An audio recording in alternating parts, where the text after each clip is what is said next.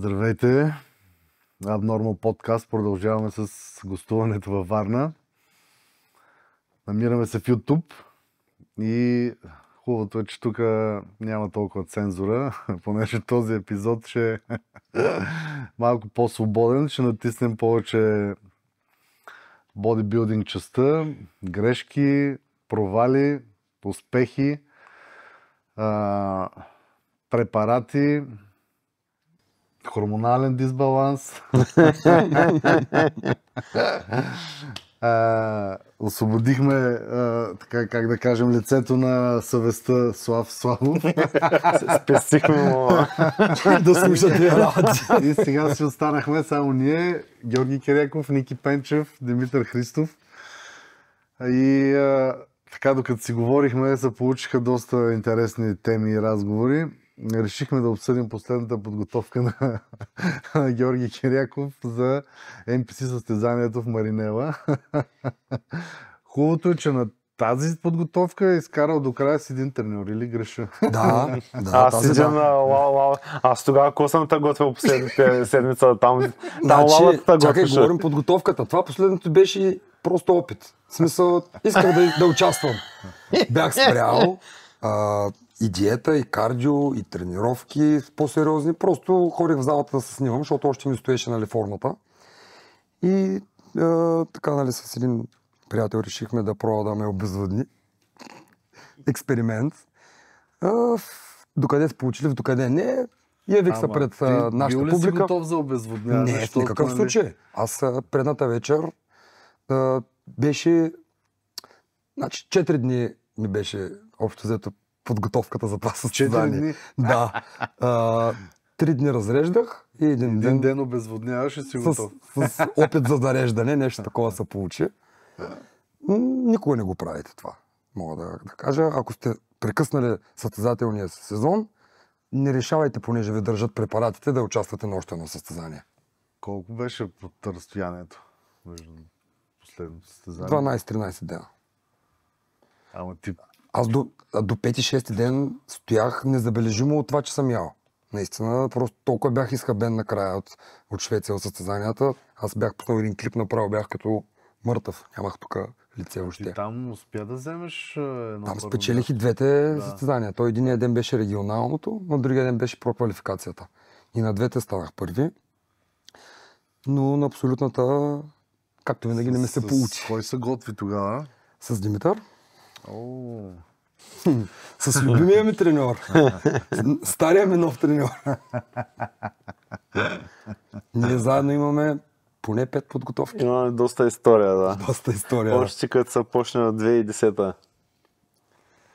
Аз винаги като така пообиколя, нали, родните треньори, винаги се връщам при него. Не е похвално, не го правете и това. Да, защо го правиш това? Обмяна на опит или... Значи, интересно, различно не мога да кажа, примерно, че има нещо, което той не ми е давал като отношение, като резултати. С него винаги ставам първи.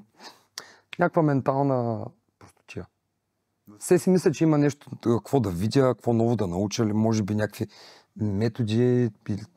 Нищо такова няма. В смисъл... Не бе, ти можеш да отидеш, ама говориш човека, кажеш ти плата, да ми кажеш така и така как са нещата.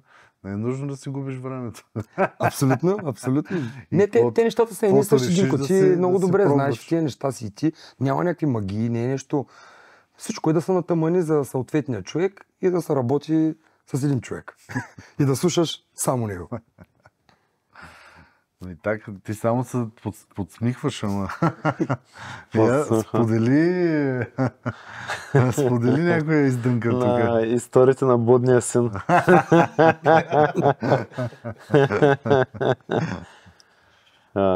Че той не знае откъде да започне. И аз не знам коя е история, да. Нещо по-прясно така да ми изплува. Ами... Той...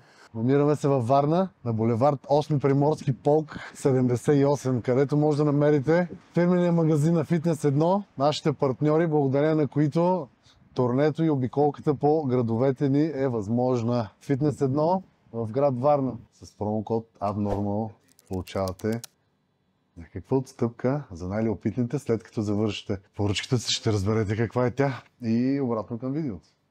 Между другото, с Митко с храната сме нямали, смисъл не го слушам завинаги, защото той ма държи на високи въглехидрати. Добре, достатъчно високи, за да се случват нещата. Защото когато съм опитвал с други хора да бъда на много ниски въглехидрати, това не е за мен. И психически не е, и физически, защото ставам твърде сплескам, флат, сутринта се будя с една така микроскопична вена на бицепса и просто с дрехите не мога да разбереш още, че съм състезател. Когато съм на твърде ниски въглехидрати, просто много мускули губя. Така е при мен. Какво бе, Ники? Какво повдигаш веждите? Без да се смачкам, няма как да се получи. Аз съм си на това мнение, че като искаш да го получиш, трябва да си го заслужиш. Да, ама зависи колко си смачкан сега. Да, сега тук говорим за това, той че има изключително бърз метаболизъм, за което страшно много му завиждам, защото той може да яде 3 пъти на мене и да чести, докато аз за това говорим, че е строго индивидуално. Това нали? точно му изигра хем добра, хем лоша шега. То затова трябва да си с един и същ треньор. Аз от доста години, нали, съм с Петър Добрев, който за мен той си е, нали, не мога да кажа, защото не съм работил примерно с останалите и няма да е етично да кажа той е най-добрия, защото не съм работил примерно с Димитър Атанасов. Да, за мен той е най-добрия, за мен си. Това е най-важното. Да има синхрон между състезателя и треньора. Той ми чете мислите, той знае аз какво искам и какво се нуждая, дори аз самия като не знам, което е много важно, защото психиката последните няколко седмици е ужас и то именно там стават грешките, че ти когато станеш лабилно психически, там почваш да правиш глупостите, там почваш да се подвеждаш и да слушаш, докато вече аз имам достатъчно опит и се знам, нали, че това е така. Сега, той по някой път грешно ме разбира, като нали, аз съм доста разговорлив, както мога да видите, и доста обичам да обменям опит, смисъл такъв, че когато нещо ми е интересно, аз обичам да го обсъждам, да му чуя мнението. Просто от уважение, защото от него той е изключително начетен човек. Да, и нещо интересно. Не само практически. Да. Не само нали, практически, той е и доста начетен от към медицинска гледна точка. И когато той го обяснява, ми ги обяснява доста дълбоко. И както казах, едно е на теория, друго е на практика, трето е съвсем различно, когато и комбинираш двете в едно. И аз съм се намерил с него, мисля, че е най-добре. Просто грешката, че аз нали, не съм на нивото, на което бих искал да бъда, е това, че аз не съм бил постоянен. Ти не си бил постоянен? Да. Аз смея да твърдя, че е така. Аз миналата година по никакъв начин не бих казал, че имах някаква подготовка. Просто тая година имах малко повече време. И то малко е така инцидентно стана, че реших нали, да се подготвям. Но бях тръгнал да... Нали, мисълта ми беше, че от 2017 година работя с него. С него успях да стана европейски шампион, като работата ни беше само 3 месеца. От тогава съм си работил само с него. Като веднъж реших, именно и аз така съм смятал, че някъде там има нещо, което ние не знаем, нещо професионалистите причината, поради която и аз ходя като цветарка. Професионалистите просто има нещо, което ние не го разбираме. Защото в България ги няма тези хора, значи има нещо там. И платих си на изключително известен треньор, Мат Дженсен, който готви Никола Кър, Шон Кларида и останалите там. И Макавър беше при него. Да. Макавър направи за много кратко време много сериозен прогрес, ама дали това е причината, заради която... И той е добър треньор, ако евентуално, нали, въобще той ме е тренирал, защото ти комуникираш през WhatsApp. Мисля, че той по някой път ми пращал и гласови съобщения и така нататък. Като цяло логиката му е добра, мислят сравнително сходно с Петър Добрев, но не можа дори е толкова да направи това, което Петър направи. И дори не успяхме да довършим подготовката буквално седмица преди състезанието. Нещо не можахме да се разберем за обезводняването, той ни си дигна телефона и пак се върнах към Петър Добрев. И след това продължих за следващото състезание с него, като за един месец направихме повече, отколкото направих за Каква му е цялата. цената на мат? Значи на мен ми беше взел 1800 щатски долара за 6 месеца подготовка. За 6 Което не е твърде висока цена. Не, за около, такъв... около Да, 300 да, долара. да. Около 300 долара излизаше месец. на месец, като това включва веднъж седмично. Му пращаш снимки и той ти променя съответно каквото Частичен трябва да бъде. мониторинг. И точно там забелязах, че нито дозите бяха нещо фрапантно. Смело мога да твърдя, че половината аматьори, ето тук по залите, които можеш да ги видиш, вземат много повече. Сега, за моята представа, пак са сравнително високи, но на базата на това, което вземат аматьорите, е нищо. Нито подбора на препарати е нещо извънземно, нито диетите са нещо специфично. Напротив, много упростено. Изключително упростено. И той казва така, нали, и съответно го прилага в диетите си, че колкото по-малко променливи имаш, толкова по-адекватно можеш да правиш промени. И... Да, ма става много психологически напрежение, в смисъл такъв, че едеш едно и също, то не ти се еде. Безвкусно. Значи си в грешния спорт. Това е смисъл такъв, че ние, нали, сме говорили на тая тема. Аз от 15-16 години, да речем, закусвам само овес и яйца. Обаче аз мога да кажа поне 100 рецепти как да си направиш овеса с яйца, с различни вкусове. Ядем и с солено, добре, ще направя солена палачинка. Ядем ти с сладко, добре, ще го направиш. По някой път си го прави на палачинкова, нали, жена ми, извинявам се. Го прави на палачинкова, торта на палачинки, отделно омлет с, ако искам, смесено солено с сладко, нали, отделно овес, отделно омлет. Какви ли не глупости. Като грамажи, съответно за въглехидрати, протеини. Сега, каква разликата видя прено с мат? Разликата е следната. Сега, това, което сме забелязали, нали, за мен, кое работи с Петър Добрев, е, че аз нямам... Всичко е спрямо формата и грамажите много варират от ден на ден. Като той използва, диетата е на принципа на въглехидратната ротация. И обикновено закуската винаги е най-съща, като грамаж, просто през деня, с различни грамажите на въглехидрата. Белтъка е константна величина при него, при мат също. От самото начало на подготовката до края количеството белтък не беше променено. И долу-горе. Да, и той започва, аз сега даже цялата диета ще кажа, няма никакъв проблем, но просто да обобщя каква е логиката на диетата. Да, с малко по-така, нали. Да губя времето на хората.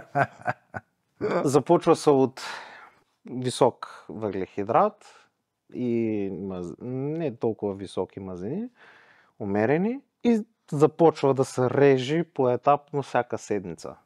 Всяка седмица? Да. Не всеки ден? Не всеки ден, всяка седмица, като първоначално просто, когато според него имам нужда от захранка, се включва мръсно хранене. Като моите мръсни хранения бяха предимно суши и Това е бургер. според мат или според... Според мат. Да. Да. Като те обичат, те са фенове на чиитовете и мръсните хранения. Пак казвам, той при мен лично предпочиташе да бъдат суши или бургер. И така се режат до момента, в който станат прекалено ниски и махат се чиитовете и имаш примерно на определено време просто на няколко хранения, на 2 или 3 хранения, добавяш малко повече ориз. Това е. Добре, Лема. Но нямаш такива драстични зареждания, разреждания, което при мен даде пълен блокаж. До момента, в който той ми писа в WhatsApp, тук ми трябва помощ, да ми кажеш какво си правил преди и кое работи при тебе. Извинявай, ти си матиен сен, ти трябва помощ. Така. Не, Точно това ми на мен е мисълта. Той е имал предвид какво е правил преди другите си подготовки, не какво е правил. Аз разбирам, че ама усети го бе човек, върти му нещата, прави нещо да го сумнат, ама нищо човека, това е целта. Той в един момент забеляза, той не планува цялата подготовка. Добре, аз имах 24 седмици за подготовка и той тия чиито и високите ги остави до сравнително близко до състезанието. И в един момент видя, че нещо не се получава и започна да пита, добре, какво да правим сега? Ни ти отрязахме въглехидрата, какво ще правим сега?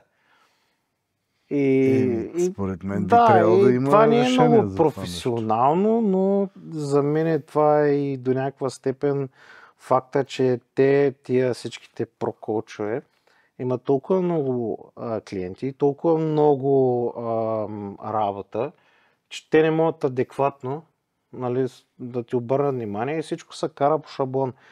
И когато го караш по шаблон, ти нямаш тая индивидуалност. Когато нямаш тая индивидуалност, ти какво правиш? При един работи, при 10 не работи, един ти прави рекламата за останалите 10 и става машина за пари. Това е масово и всичките са така. И смея да твърдя, че всичките тия прокоучове, те точно това правят. Те си избират хора с много добри тип генетики, на тях им обръщат внимание.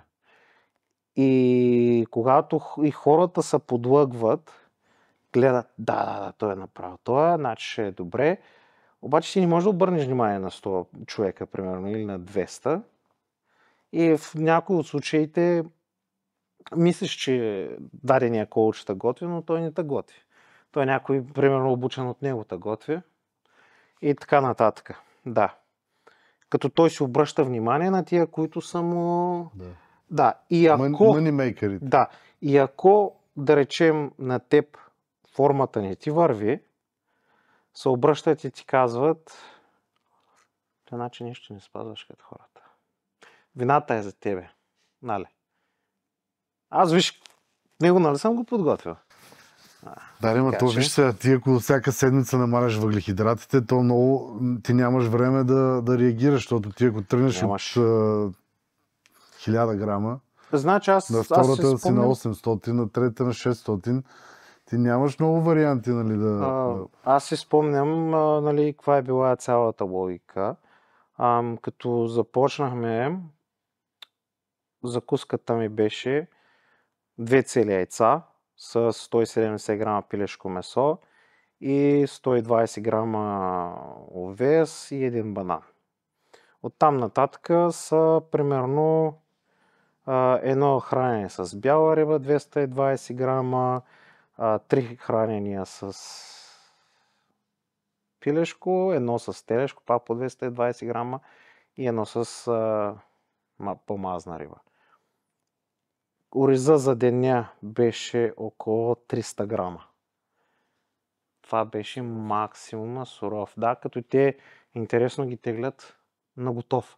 Примерно той ти казва, искам да изядеш на тази порция 30 грама точно готов. Това искам да обсъдим примерно, защото ако правиш диета на човек, който не си смята нутриентите и той не знае, нали, основните съставки на ориза, картофите и така нататък, повечето режими са в готов вид на храната. Да. Затова, нали, оттам вече идва и разминаването в това, докато тук. Сега, примерно, аз гледам диета на колега, който е за любител. И му е написал за едно хране 65 грама въглехидрати, нали, на ориз. Нали, сещаш, че ти няма как да си свършиш 65 грама ориз.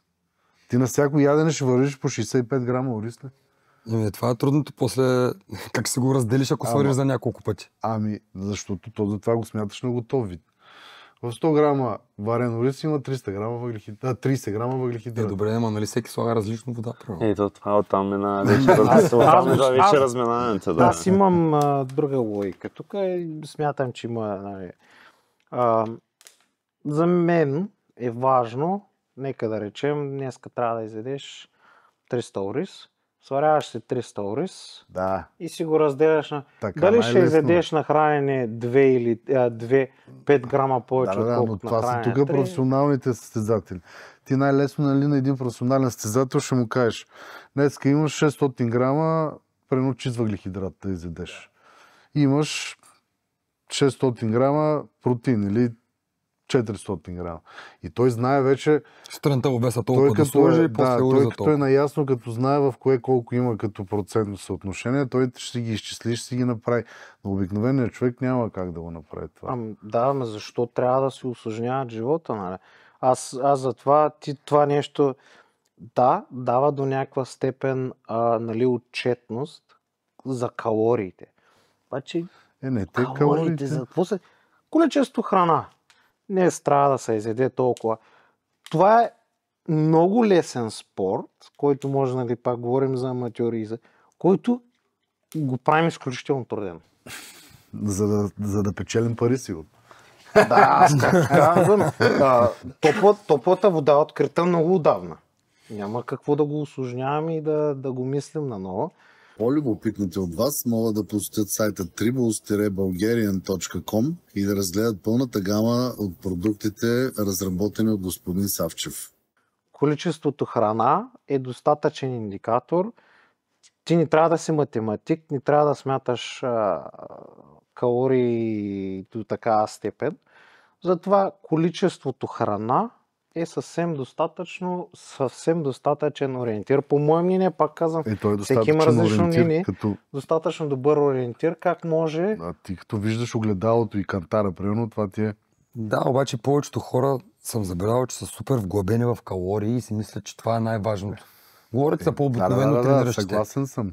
А не разглеждат нещата, както ги разглеждаме ние, мазнини, въглехидрати, протеини, така. Те и повечето... Може би не го и осъзнават, не го разбират. Те и повечето, нали, и спорове излизат, нали, че всички, нали, са се вглъбили толкова в калориите, защото, нали, те пак имат отношение калориите, но като цяло грамажа на тези нутриенти е по-важен, нали, отколкото това колко калории, защото пелетите имат много калории, пелети, нали? Ти приемаш хикс на брой калории, но колко си изгорил, нали, входа го знаеш, а изхода не само, че зависи от теб, ти не можеш и до такава степен да го изчислиш и да кажеш: аз днес съм изгорил 3000 калории. Ти не знаеш дали са 3100, дали са 3700. Там разликата, нали, в това, от приблизителната, относително вярното, което е много голяма диапазон, нали, в който примерно някой уред може да ти покаже, че си изгорил 3000, ама ти де-факто да си изгорил 3600. Това да вярваш на пътека колко калории си изгорил. Не. Говоря сега, примерно, смарт часовници и така нататък. По принцип, може да ти даде някакъв ориентир, но това с калориите не е нещо, нали, което...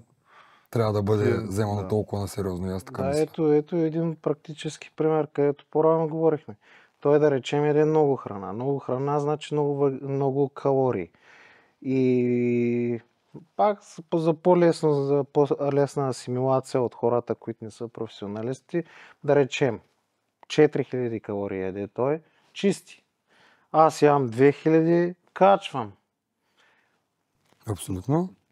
И на едни същи килограми след. Така че не могат да кажат: ти си 100 кг, значи трябва да едеш толкова.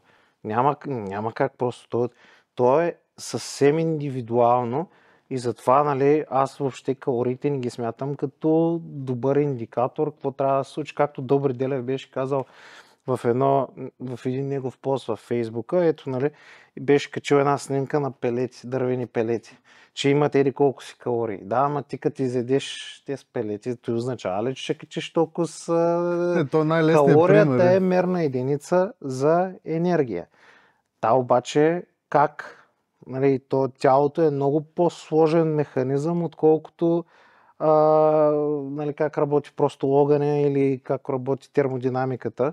Защото освен термодинамика ти имаш хормонални процеси, имаш хиляди неща, които дори медицината още не е намерила всичко, кое как, в какви зависимости работи. Така че ако някой ти го обясни, че можеш да го изчислиш, не можеш за това.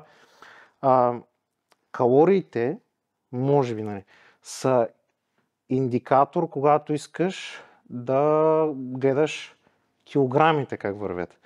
Нутриентите са тия, нали, говорим за белтък, въглехидрат, мазнини и тяхните съотношения, са индикатор на това как ти би искал да изглеждаш. Говорим за килограми, за това как би искал да изглеждаш. И съответно витамините са индикатор за как, нали, за здравословното състояние. Това са различни неща.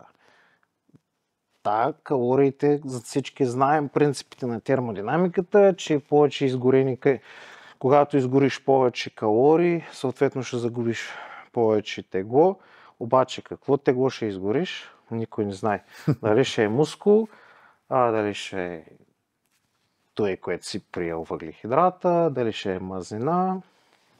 Дай да видим още един нутриент, така да го наречем, който за момента не му обръща толкова внимание или поне не се повдига толкова въпрос. Водата. Страшно. Аз само докато още, понеже той е малко по-дълго говори, пък мен мислите ми тръгват и заминават, пак идват. Исках да кажа нещо, което много ме дразни мен, съм забелязал от едно известно време, съм налага като тенденция. В Инстаграм следвам AJ Kelly Roberts и този Bodybuilders Without Borders. Те са, нали, така, най-често ми излизат публикации от състезания и състезатели. Защо на всеки трябва да знаем кой го готви? Coached by. Навсякъде се набива, нали, треньора. Аз не смятам, че е толкова нужно да, в смисъл по такъв начин да... Според тебе за какво се прави? Комерциална цел със сигурност, но пък то няма друго обяснение. Ама аз затова си мисля, че хората после се залъгват, като видят, примерно този треньор подготвил, нали, тия трима генетика, или той е страшен треньор. И заради това не ме кефи. На мен пък ми е много... ние ще се отклоним, после ще се върнем. На мен, примерно, пък ми е много странно как Хани Рамбот направи толкова Мистер Олимпий. Никой не го кани никъде, никой не... Това също е много странно, да. Не се коментира, нали, той как работи, каква методика прилага, това ли е, нали, което се вижда, което, нали, показва част от нещата, или всъщност е нещо съвсем различно. Първо слушал съм разни... Възможно ли е той да не иска да се дава гласност на неговите работи? Той не иска. Той ли не иска? Нека да довършим мисълта. Не, защото, нали, тая методиката FST7, много от старите състезатели са я ползвали, дори и на мен са ми я споделили наши състезатели, нали, последните серии, нали, правиш 10-12 повторения и после задържаш в поза и така нататък. И съм слушал и Денис Джеймс, и Милош Сарчев, и други, нали, състезатели казват, че това не е нищо ново, нали, ние сме ги правили всичките, нали, това нещо. Но факт е, че състезателите на Хани Рамбот са олимпии във всяка една категория, в която той работи с тях. Така. Никъде не се промотира толкова, нали, и неговото име, и методиката, и добавките му дори. То малко история също може да вметна, за да могат да си обяснят хората сами, защото то няма отговор на това нещо конкретен, защото пак може да спекулираме само.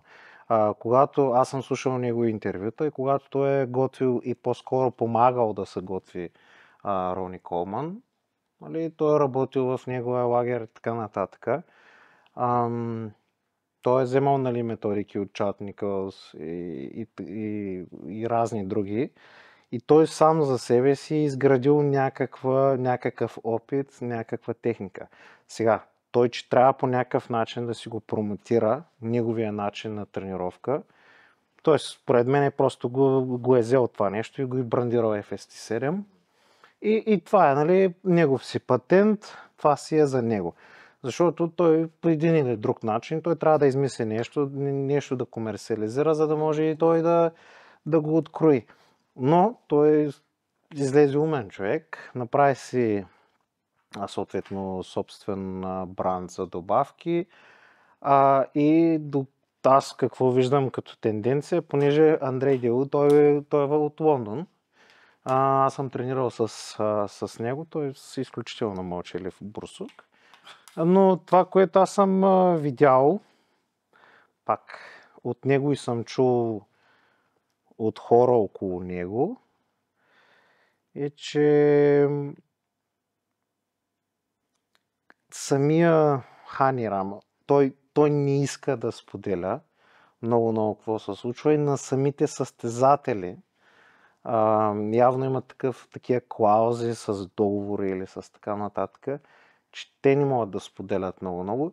И изключително тайно, те са си един затворен кръг. Той си подбира, примерно той си харесва определен състезател, схваща си го. Се работи, ти като си подбереш генетик. И това е. И те стоят. И те затова не са местят и като пръдливи. Състезателите им, когато той си имаше един физик, Джереми Буендия, да. Да. И докато той не се пенсионира, той не си хвана Андрей. Той си избира един във всяка категория. Да. И си натиска него. Сега не знам как направи това изключение, може би, защото Дерек беше 212. Да. И просто така се случиха нещата, че... Дигна Хади на Опана и после хвана Дерек.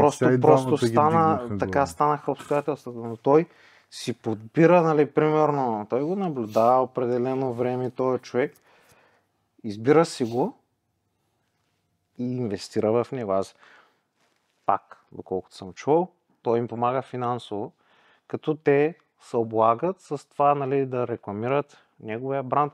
И както ако всеки може да се отвори някой страница, да провери сайта или сайтовете на техните добавки, цените им са убийствени. И нямат нищо общо. В смисъл, няма нищо специално в хранителните му добавки, но просто защото подбира най-добрите състезатели, най-добрите генетици и наистина им влага целият този опит, който той има и цели тези знания и наистина успява да разработи бранда си по този начин. И понеже той не готви 100 000 души, няма откъде да изтече тази информация. Има тая тайност при него по тайност, нещо имат, което той... Какво има? Пак от някъде изтече някаква информация, пак спекулации, нали, че дозите са някакви убийствени. И дали не беше от Крис Бъмстед, пак ще излъжа. Но, както казах, явно има нещо от това, че той им дава. Щом ни споделят, не знам. Значи има нещо. Но той от 1-2 години иска да се отказва, пък е толкова млад. Кой, Крис ли? Да. Все някакви такива неща говори. Точно, между другото, той нещо се наплаши и сега последно, откакто му са роди дете. На Крис или... на Крис се роди и на Лънсфорд. Да, откакто му се роди дете, малко по съвсем различен начин мисля. И даже едно от последните интервюта, които бях гледал на Крис Бъмстед, той казва, за мен приоритета е семейството. И на второ място е бизнеса, на трето място е да бъда Олимпия. Ако... той бизнеса му е Олимпия. Не. Не смятам, че бизнеса му е Олимпия. От Олимпия кой изкараш? Колко е наградният фонд на Олимпия? Той прави едно създание на година. Това да кажа, че ти, когато си тая година Олимпия, изкарваш едни пари. Втората година, следващата, не станеш Олимпия, изкарваш наполовина на тези пари. Третата година изобщо не излезеш на състезание. Съвсем пък други пари. Да, съвсем други пари ще изкараш. Даре, обаче ако е свързана с тази индустрия. Крис Бъмстед има собствен бранд. Той много, много добре работя с Мат Дженсен. И с тия добавки, които са Raw, Revive, те си направиха и собствена линия. Според мен той изкара много повече пари от бизнеса си, отколкото от Мистер Олимпия. Сега, Той има огромна аудитория вече. Ти като теглиш чертата, че нали, парите, които изкарват, да, но пък дивидента, който му носи като име, че е Мистер Олимпия вече е съвсем различно нещо. Да, до сега. Да. Когато сте сигурни, че знаете какво количество калории приемате, е добре да си посладите с протеинов шоколадов крем на нашите приятели от Густо. Продукти са без добавени подсладители, без ГМО и без глутен. Може да намерите всички продукти в по-големите вериги в цялата страна и на сайта gusto.bg. Той си направи името, той си изгради името и популярността, както и аудиторията от Мистер Олимпия. Обаче Крис Бъмстед ще си Крис Бъмстед. От тук нататък Факт винаги. обаче е една, виж сега, примерно Крис Бъмстед успя да стане легенда. Да. Де факто. Мисъл, докато Фил Хит с много повече олимпии не можа да стане Олимпия и 2 бранда за добавки фалираха негови. Пак казвам, бурсук. Фил Хейт, той си изгради популярността на базата на интриги, на лъжи. Сега, аз, нали, като човек, който гледа и, нали, влагам в смисъл, сега, аз не пускам просто един клип на кардио, като правя. Аз съм си такъв, че трябва да вникна в самото съдържание и ако наистина някой проследи хронологически какви неща говори Фил Хит, той си противоречи в, примерно, една година, ако каже едно, на следващата година ще каже друго. И за мен той говори пълни глупости. Ти не можеш всяка година да си мениш мнението. Ти ако си мениш мнението, значи някъде си излагал, нали? За да не си последователност, за да нямаш последователност в твоите мисли, значи нещо спрямо интереса е бил. И ние, нали, виждаме какво се случва и там с Kai Green и като цяло, когато е бил на интервюта, когато е дал пресконференции, че той е бил на дотокопеленци малко, така или иначе. Извинявам се за езика, но на места наистина звучи така много надменен. И интересен е за момента, обаче не остава по никакъв начин. Защо Джей Кътър е само 4 пъти Мистер Олимпия? Защо всички обичат Джей Кътър? Да. Защото той остава легаси, завет, малко или много. Той е пич. Тук вече идва от самата личност на човека. Това е, да. Според мен всичко е от личността. Сега Джей Кътър, нали, се дръпна от медийните изяви, но и той успя да направи също като Крис Бъмстед. Крис Бъмстед, понеже още е активен. Но в момента, в който той се оттегли, ще стане същото според мен, както и Джей Кътър. Той ще продължи да се движи бизнеса и както и виждаме, нали, при Джей Кътър, той си изкарва повече пари от това, отколкото от Олимпията. Да. И те го използват за трамплин. Да, той успя да реализира. Но там вече трябва да имаш и акъл. Ти без акъл няма как да ги направиш тия неща. И за мен Крис Бъмстед той е интелигентен човек. То се личи. Когато той говори, има някакъв замисъл, има логика в думите му. Същата работа е с Джей Кътър. Сега да речем, Рони Колман е велик. Страшна личност, много добър човек. Обаче нещо липсва, мая. Нещо самата логика, да. Обаче той също не можа да си направи нито бранд, нито... Да, има бранд, но не е толкова реализиран, колкото, да речем, пак казвам, Джей Кътър и Крис Бъмстед. Да, той защото е най-добрият състезател иззъл някога и в най-добрата кондиция. Не защото личността му е идеална или тем подобно. Виж, хората го свързват с контузии, с тем подобни. Lightweight, бебе. Той направи, да, в смисъл, не знам дали е само... Сега ясно е, че за да се стигне до операция, нали, не е имало някаква причина за това. И с тези тежести, които тренираше, много малко хора могат да се похвалят. Аз някъде мисля, че бях чел, че е имал двойна дискова херния още от колежа, като е тренирал силов трибой. И винаги съм се чудил как е издържал толкова с години да дига такива тежести при положение, че има такава травма. Аз си спомням някои негови интервю пак, където той казва, че той отдавна ги има, да, също Да. каквото ти каза. И в момента, в който той е решил да реши проблема и се е появила докторска намеса, И се стигна до операцията се обърква и той след операцията започва вече да прави сериозни проблем след проблем след проблем. Те такъв вид операции някой път влушават. Много са Да. тънки там работите. Това е негово мнение. Дали е така, пак казвам, спекулации. Бяхме тръгнали да говорим, нали, за нещо весело, по-нещо, по-малко. Киряк е много скромен, нищо Да. не разказва. Не, аз между другото се сещам за какво говорихме преди да започнем. И нали, да го довърша само, че този път пред камера.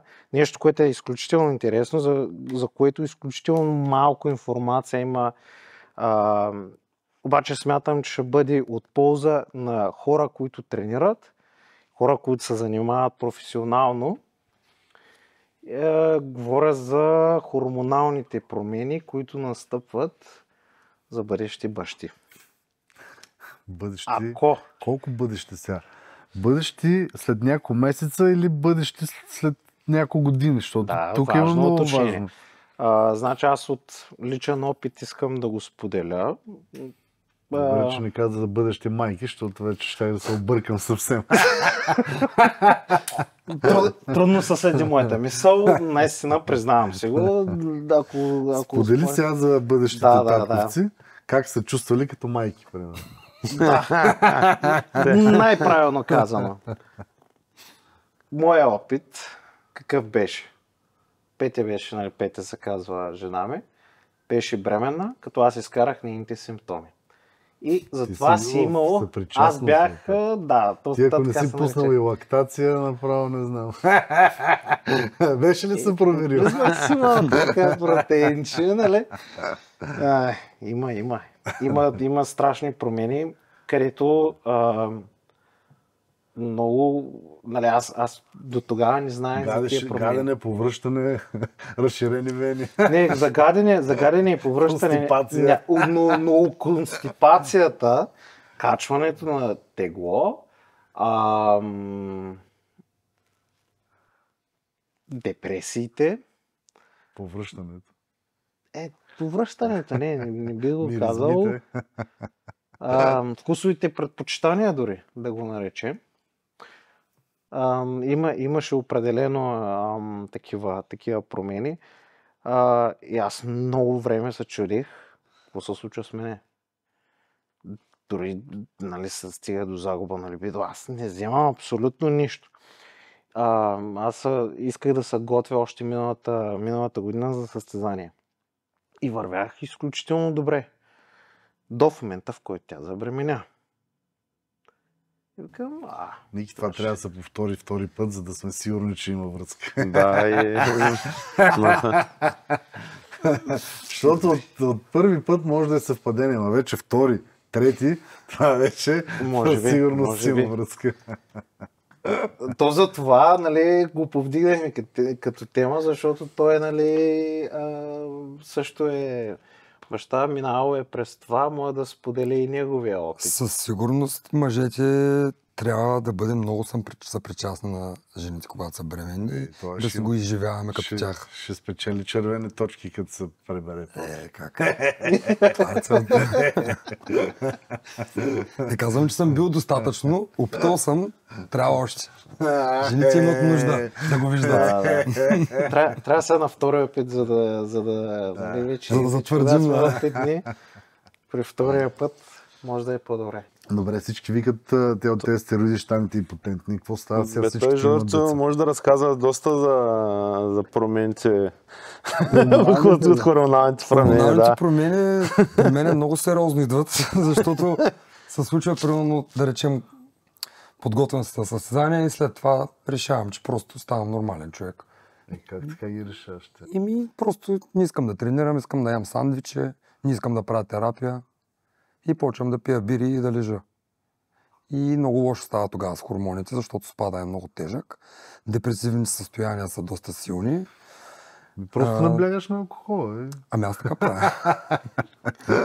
Като истински. Ресторантьор. Ама, гледай колко време са за Замества едната терапия с друга терапия. заместителна терапия. Значи това би отиртито всъщност. Всеки по различен начин го прави. Заместваш тестостерона с алкохол и нещата. Ми поне са по-весели са. Начин да приемеш, че не си як. Това е много интересно състояние. И много малко хора успяват да минат през него. Сега, примерно, представи си Денис Волф по-животно беше. Как изглежда в момента, да. това ще е доста тежко за приемане, наистина. Човек си го приема и си му е окей. Може би и Дориан с марихуанката по този начин си... Да, според мен някъде тушират ефекта на адреналина. Свикнали са да получават един адреналин с начина на живот, с печелене на титлите, с адреналин от тренировките, с адреналин от спечелването на олимпиите. И изведнъж като слязат и се опитат да бъдат нормалните и спадат в депресия. Единственият начин да намерят някакъв отдушник го свързвам това с пушенето на трева и забелязвам, че почти всеки професионален спортист го прави и то масово, особено в чужбина. Поне почвам с това да се... Най-големия страх за мен е да бъда нормален човек. Примерно. Аз не мога да възприема, примерно, че ще тренирам тук, там ще се храня с сандвичи. Правя го, но в един момент се стряскам много, нали? Не искам да продължи. Просто трябва едната мания да бъде заменена от друга. Ние за да бъдем това, което сме, ние сме маняци. Съвсем сериозно, нали? Съвсем да, реално. съм маниачаж в това как изглеждаш. Не, и в самия процес на изграждане на живот. как изграждаш. В един момент трябва да налага се да го промениш това. Води до депресивни състояния със сигурност. Това е, че не се чувстваш добре, пак търсиш пряк път или някакъв път да го правиш пак. Да вдигнеш допамина. И за да го тушираш, според мен, те си намират то съдушник и си павкат. За мен трябва просто цялата тая вманиаченост и дисциплина, която имаш изградена през годините, да я фокусираш било то в бизнес или в някоя продуктивна като цяло продуктивна активност. Цепене на дърва, примерно. Изграждане на бизнес. Сега като каза цепене на дърва, след малко ще си го разправя. Да. Самият този спорт по някакъв начин изгражда в състезателя качества, които наистина би могъл след това да използваш, ако успееш да насочиш. Нали, въпросът е дали ще успееш. Да. Ако не, точно депресията взема най-доброто от тебе и те зависимостите работят на принципа компенсаторен механизъм на допамина. Щом допамина не можеш да си го набавиш с именно това удоволствие ти да успяваш да свършиш нещо с постигната цел или свършена работа, какво се получава? Ти го заменяш, като го тушираш с друга зависимост. Малко или много ни, като използватели на препарати, не правя реклама, пак сме зависими. То си е зависимост. Вид зависимост е. Кой да ви кажат различно, ще ме изложат. Ти се ставаш зависим, защото то влияе и психически, да. Не, така е, не наистина така. Докато пробуде, нали... анонимния стероидно зависим. Докато ни пробуде, нали, глата. Това е... Няма, нали, бивши ченгета, бивши проститутки, бивши зобаджи. Няма да забравя, като започнах да тренирам, отвориха една зала точно до училището, където бях до облеклото. Финес се казваше. И там собственика на залата тогава видя, че доста бързо започнах да качвам килограми, да заяквам. И дойде и ми вика, знам, че скоро ще се назобиш. И аз му викам, човек, как ли ще... Защо? Ами виждам, вика, че бързо се развиваш и знам, че ще го направиш скоро, обаче да ти кажа, не го прави. И аз му викам, сега първо ми вика, ще знаеш, че ще го направя, после пък да не го правя. Що? И той ми вика, това е един омагьосан кръг и до ден днешен си ги припомням тия негови думи. Вика, започнеш ли, никога няма да спреш.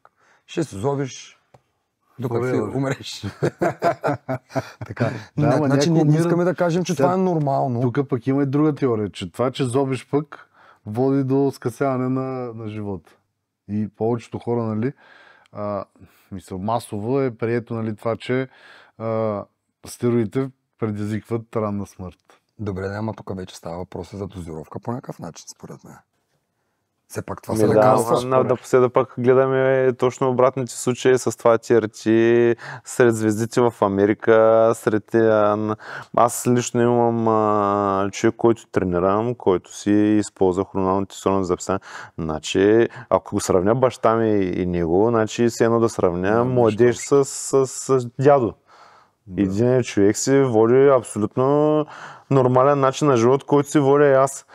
Включително, нали, като сложим и отношения, да кажем, сексуални отношения и всичко, говорим на години 60, 65, 70, което тукашен човек, той вече се е отказал от живота за мен и вече бута последни сили. Копа градинката пред входа нещо. Това се нарича и антиейджинг терапия. И е терапия, не е, нали, нашото зубене. Сега някои хора слагат по половин грам тестостерон на седмица и си мислят, че правят TRT.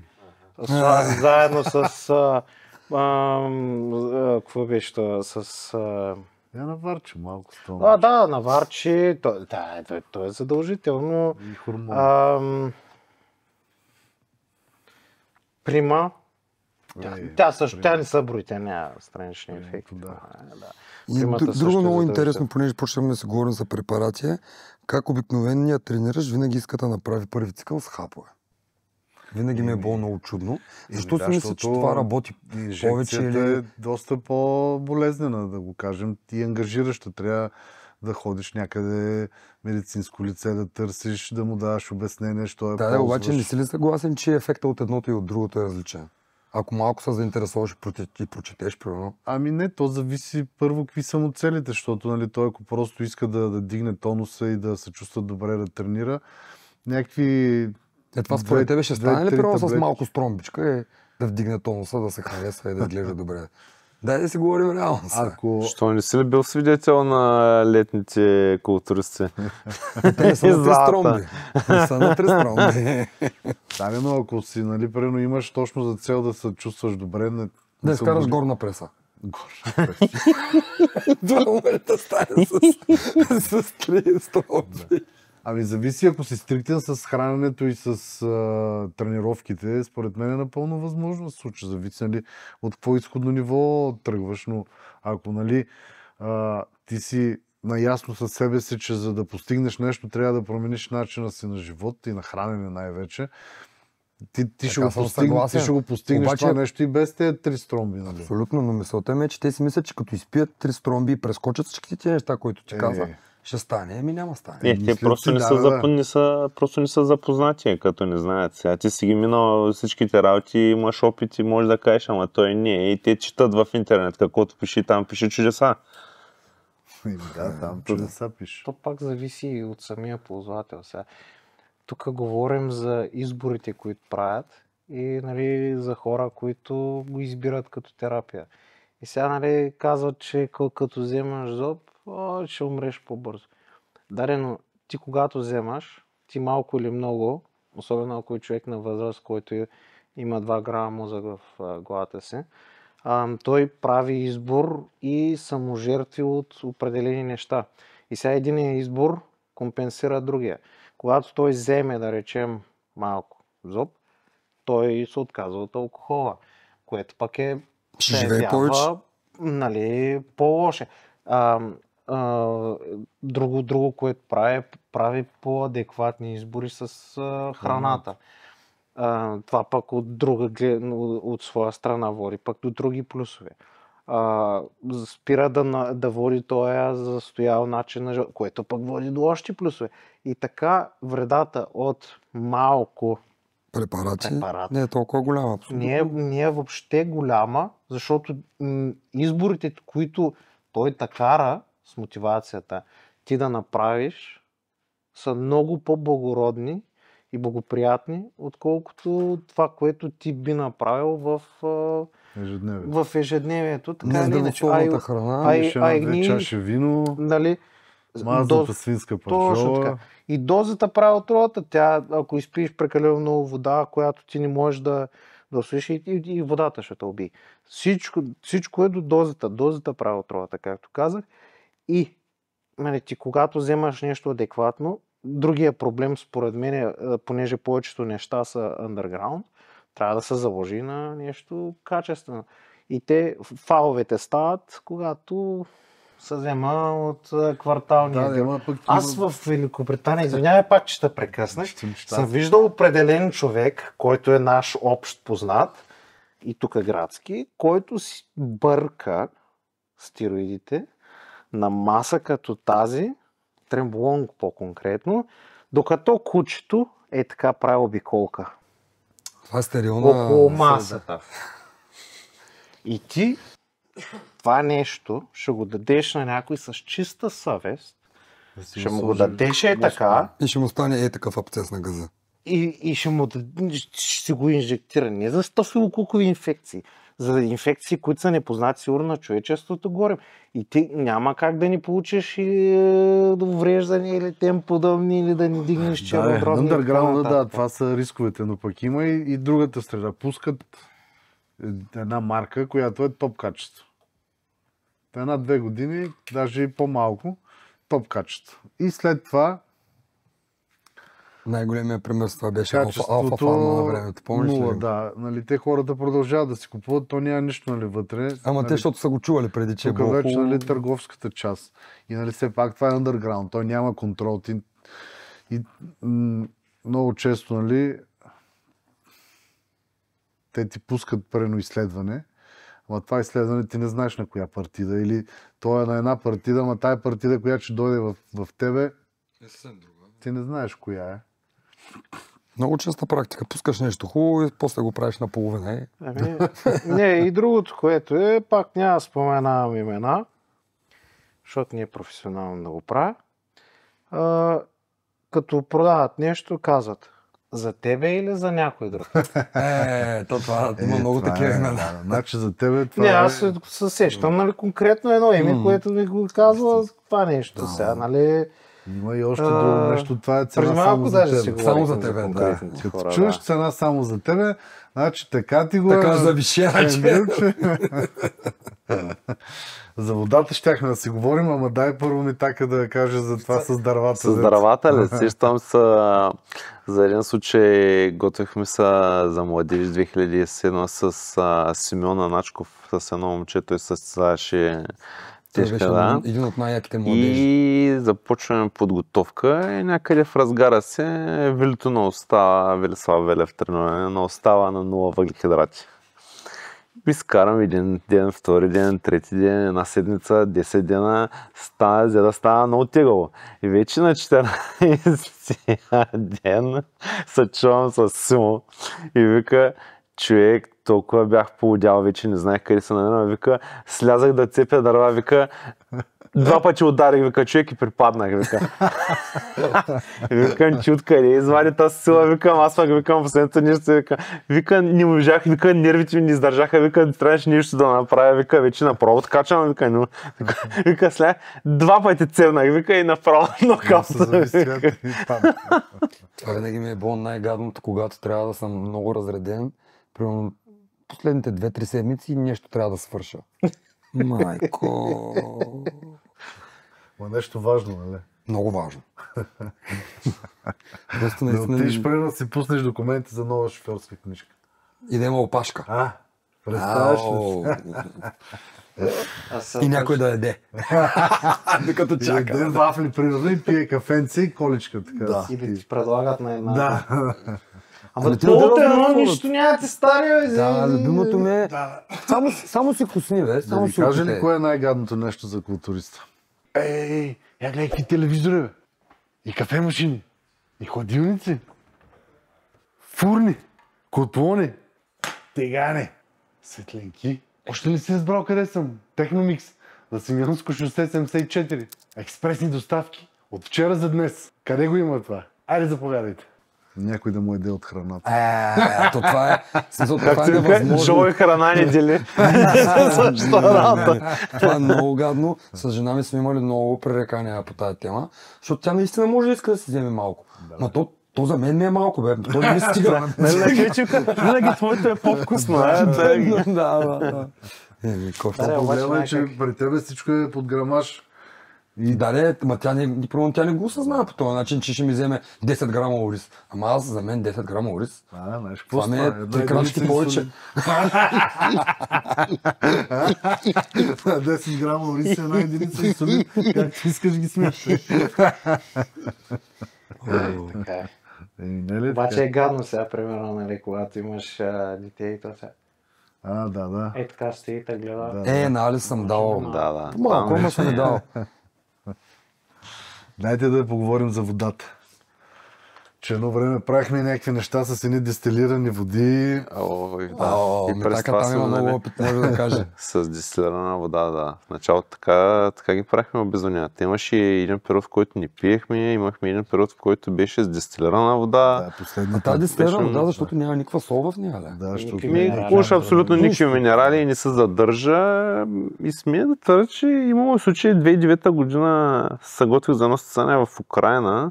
Тогава бях на дестилирана вода и я почнах много отдавна. И между другото много добре се получи. Не знам как се получи, честно сега, нали, във времето като се... Имаше една снимката и много черен намазан. Но се получи много добре, наистина. Колко литра на ден пиеш от тази? Колкото ми се пие. Въобще не съм засичал, нито съм намалял, нито съм увеличавал, нито съм такова, просто трябваше да пия дестилирана вода. Един приятел така реши, той пък беше учил, Камен Таско се казва, беше учил в Украйна. Там покрай ходеше в една зала, там се беше сближил.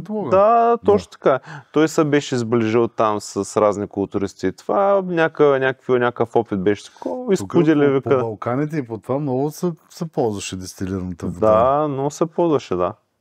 Като се сетя, бензиностанцията, цял кашон са такова. Карах майка ми пък работи в болницата, там пък имаха някаква специална машина за дестилат, се туби по 10 литра. Голяма такова беше. Обаче идва един момент, в който пак, както каза Ники, за всеки е много относително както въглехидрата, така е с водата. Примерно при мен с много вода не става. Аз повече от 10 литра вода Митко не ми дава да пия. Не, човек има хора по 15-18. Пробвали сме, ама не се получи добре. Една година пробвахме и не се получи добре, докато при мен се получава много добре това с наляна. Не бих казал пак да кажа. В случай, че вас двамата специално си пиете до последна вода по новите, нали, примерно да кажем си пият 6 литра вода до последните 2 дена, дори го пием до последния ден преди състезанието. Единствено, ако едат, примерно, да кажем, че пият 6 литра вода и едат 6 грама сол. Последните 2 дена при състезанието примерно я намалям на предпоследния ден я намалям на 3 грама и в деня на състезанието оставям 1 грам сол. Водата стои до последно, дори водата не я намалям въобще, водата стои до последно до предния ден преди състезанието и само в деня на състезанието, ако се наложи, я намалям примерно на 2 литра, нещо такова. Така им направих, да, и стана много по-добре. Няма никакви колебания, няма факта, че само съм му махнал малко от солта и ако се наложи малко му намаля водата, той като е готов, просто не се налагат такива работи. А те не се докарват до края, не си правят формата и накрая се убиват от диуретици и от това нищо не се получава. Да не си готов за състезание и да се обезвъдняваш. Просто не става. Много пъти. Не, веднъж. Аз имам поне 3-4 излизания абсолютно безрешени. Лично той според мен губи точно заради тези диуретици. Значи предната година всички състезания, които е спечелил, той не е взел грам диуретик. Може да е пил 1-2 глътки водка, нали, примерно в деня преди състезанието вечерта, но грам диуретик не е взел. Веднага става един сплескан, няма тон с мускул, нищо се заради, нито се помпи, нищо. Той приключва. Помпя и се свивам, вместо да се напомпя. Наистина човек, много зле става работата. Никакви диуретици не трябва да пия. Или това също с сауната, още ми е много странно, не мога да му доловя ефекта. Предната година пробвах с Серсин, защото се готвеше за класикви, то после не може да го заредиш, аз го зареждам един ден, втори ден, трети ден, пети ден и отиваме на кантара, минаваме на другия състезание, още малко. Ако се заредиш, го виждам, слушам ги само хората, те като го видят само, викат още малко и вече се чуя. Той вече ял. Състезание, чат пат закърпихме нещата. Едва не ги знам, тези хора, дето в последния момент стоят в тази сауна, излизат, имат една вечер, на други ден излизат, както спят. За другия с мръсни хранения? С мръсни, защото ти като загубиш прекалено много соли, работи, няма как, значи то без вода няма да заредиш. То е кенефа и това е. Аз сега, примерно, забелязвам и по себе си, малко само сол да има и вода. И веднага с така. И се зареждаш веднага, няма нужда кой знае какви сложни работи да правиш, нали? Абсолютно. И съм готов. Това е. Абсолютно. Точно за това, което говоря пред него, изкарали с водата с диуретик нещо или сол, изкарали натрия, той приключва, въобще не може да такова. Така се зарежда, той стои на стенва. Дори не го карам да зарежда и да разрежда. Стоиш така, пращаш ми снимки. Стоиш така, пращаш ми снимки. Намаляш ли? Не. Намаляш въобще, да намаля ли, да увелича ли? Да намаля, почти не го бутам. Ако се наложи малко, го намалям. Ако се наложи малко, го увеличавам, нищо не му бутам. Той се стои супер. Съвсем някакви леки корекции. В Швеция на кантара си солях с улницата и си пия вода. Да. Много така ме гледат. Не мога да повярват ти от категорията ми това от леко прави. Не, то според мен не трябва да се правят някакви драстични промени, от това е най-големия проблем. Си правил преди. Значи те масово, аз нещо не можах да заредя преди сцената. И после прави и след сцената изглеждах по-добре след състезанието, защото хапнах мръсно. Иначе следващия път за състезанието ще хапна мръсно. Пък той свалил стреса, кортизолите. Ти си се издухал гарнитурата от всякъде преди състезанието, 3 дена преди състезанието, даже не си зареждал, изглеждаш добре на сцената. Значи сауната де-факто може да е след зареждането, като задържи вода под кожата, да я изкараш. Има още един трик, който знам, че са го правили, даже наши състезатели, за да дръпне точно от водата, ако е задържана под кожата. Това е вана с солена вода. Вана, да, това е много интересно. Защото тя осмозата е така, че солта дърпа водата и почва точно от кожата да ти издърпа водата и кожата изтънява. Аз съм виждал... Пак трябва да си във форма, защото сега... Виждал съм на състезания, докато разпомпват в чужбина такива неща да ядат човек и не мога да разберат тия хора, имат ли треньори, нямат ли.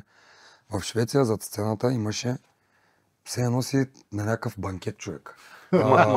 Те масово всички така са разказали за нашата сцена, какво е всеки лапнал, всеки работи, зарежда като... Конфитюри, нутела и човек.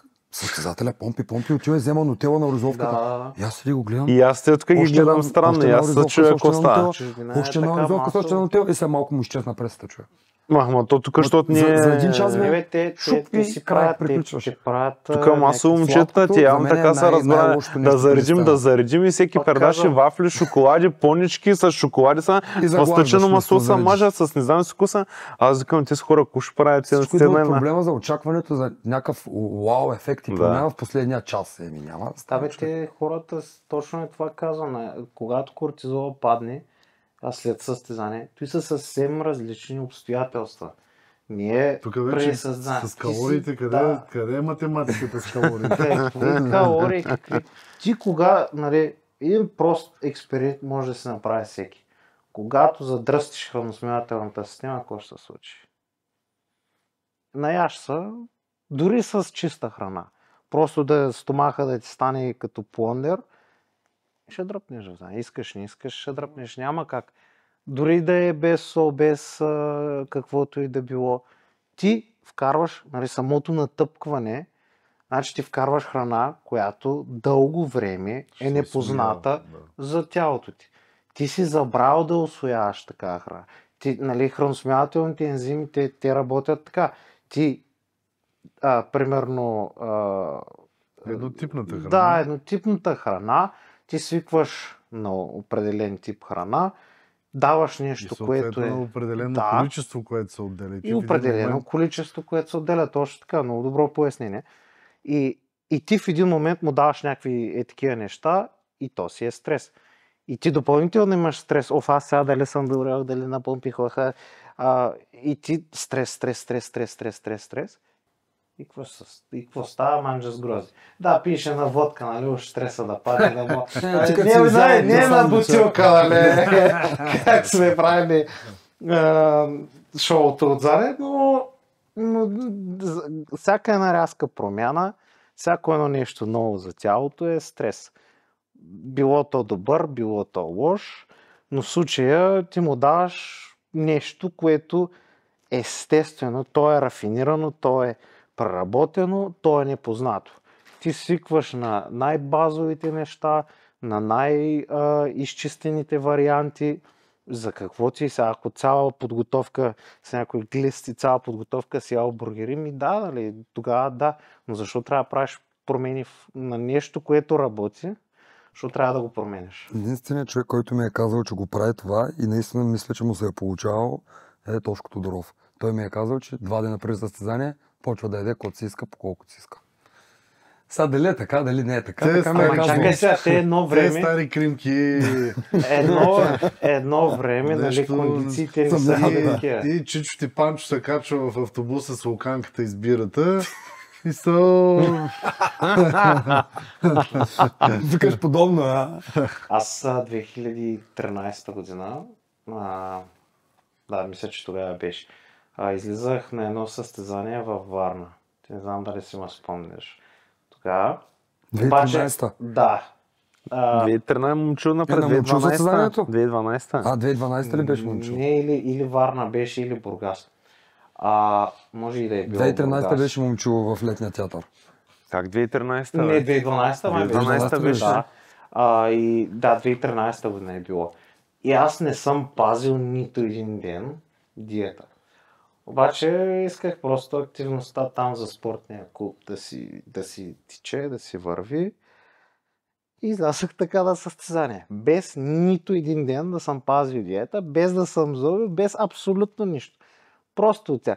И си спомням за сцената, тогава Валери беше... даже Валери е едно друго момче, даже бяха ми откраднали боята. Даже нямаше да може да се намажа. И съм опънал една софра и тогава ядях конски кюфтета на фили и хляб и краставица. Нестандартно се И зареждал. си спомням, който ми направи снимка и стоя и ме гледа. Даже не знам как не съм ни пазил от някъде някоя снимка точно тогава. Това беше най-нестандартното зареждане, съответно обезводняване, което съм правил. Така си имам конските кюфтета с филиите хляб и краставица и после на някоя друга вафличка. Поне като съм мазен, да съм голям и мазен. Нали? И водичката си върви. Да. Аз първите години, като съм се състезавал, винаги задължително имаше преди сцена на кутия вафлина. Той беше класика. И форми. И ти зад Вени, нали? Вени, аз отзад, като се обърна, то от тук до тук е козунаци само. Вени. Съм прави ясно глупости. Добре, за водата бяхме тръгнали да говорим. Аз пък искам да те питам тебе нещо, понеже много хора го коментират, че го правят и ми е интересно ти какво мислиш. Според тебе, трябва ли, докато ядеш да не пиеш вода, да чакаш да мине време и преди и след това? Според мен не. Някои говорят, развалял са пехато, какво било, мислиш, че е вярно? По принцип има логика, защото ти като разредиш нали, стомашния сок, е нормално, нали, по-бавно да се разгради тая храна, но пък друга гледна точка, тя за да се усвои тая... Пак иска вода. Да, тези хранителни нутриентите, нали, белтъци и това, те трябва да се разтворят в нещо. За да се разтворят нещо, те се разтварят в тялото. Защото никога не съм го правил. Това се пие си по някаква водка, като ям. Ако ти е вкусно, както ти е вкусно сега, смисъл не е нужно. Но... Знаеш, по принцип, когато си дехидратиран, ще изядеш и повече. Това си е малко и реакция на организма, доколкото аз съм чел в WebMD, нали, от моя личен опит. Когато си жаден, тялото по принцип винаги приоритета ще му е вода пред храна. Пред храната, да. И когато си му дадеш вода първо, по принцип по-малко. Ще се нахраниш после, защото взема обем в корема. Докато ти като му дадеш храна, голям е шанса именно ти да се опиташ това и чрез храната да си го набавиш. Трябва от някъде да дойде. Винаги приоритета на тялото. Винаги приоритета на тялото е водата. А и ние много добре знаем колко е силна стомашната киселина. Малко вода, ще я разреди. Обаче стомашната киселина така ли иначе е много силна. Тя така ли иначе ще разгради... Всичко разгражда, като малък една хлебарка съм изял. И самия начин, самия начин... Добре, че не излязва после цяло. Друг начин. На всяко дете си мисля, че като глътни семката от динята и динята ще го пораси в стомаха. Но и самия начин, по който се усвоява водата и като цяло течност, която е без калории от самото тяло, е на съвсем различен принцип, отколкото храната. Тя затова е, нали, тежката калорийна храна. Става по-тежка, става ти по-тежко и как да го кажа, по-трудно за разграждане, докато водата практически, нали, това, което науката казва, е, че тя няма никакво смисъл, времето за усвояване на водата е нула, директно влиза. Значи според теб няма значение дали пиеш или не. Това е, което казва литературата. Сега. Другото е, което го казва Ники Пенчев. Да. Но много важно уточнение. Понеже малко сме ограничени, лентата почва да ни свършва. Пък да ми думите не. С това ще завършим разговора. Много ми беше приятно, момчета. Мисля, че стана доста различен дебат от това, което до момента сме правили. И ще трябва да го повтаряме. Да, аз по принцип говоря повече. Другия път аз ще говоря повече. Да, просто той има повече какво да каже. Другия път мене шуста на скамейките. Не, защото вижте, неговата мисъл като тръгне и си върви. Смятай сега е гладен, смятай ако е наяden, колко ще говоря. Аз съм днеска на най-ниския си ден. Ако ме наядеш, малей. Чакаме да видим всеки ще са коментарите. Ще е забавно. Подгответе се за любовта на народа. Ние имаме... 100% много хора няма да се съгласят с това, което аз казвам, но... Подгответе се за любовта на народа, както беше казал един някакъв крал, владетел и така нататък. Вика, предпочитам да умра от венерическо заболяване, отколкото от любовта на народа. Хенри мисля, че беше на кой. Знам го това. Да. Не мога да се сетя кой точно го казва. Не е Ники Пенчев, и аз не съм, но няма значение. Благодарим за вниманието. Чакаме коментарите. Абонирайте се естествено за каналите и до нови срещи.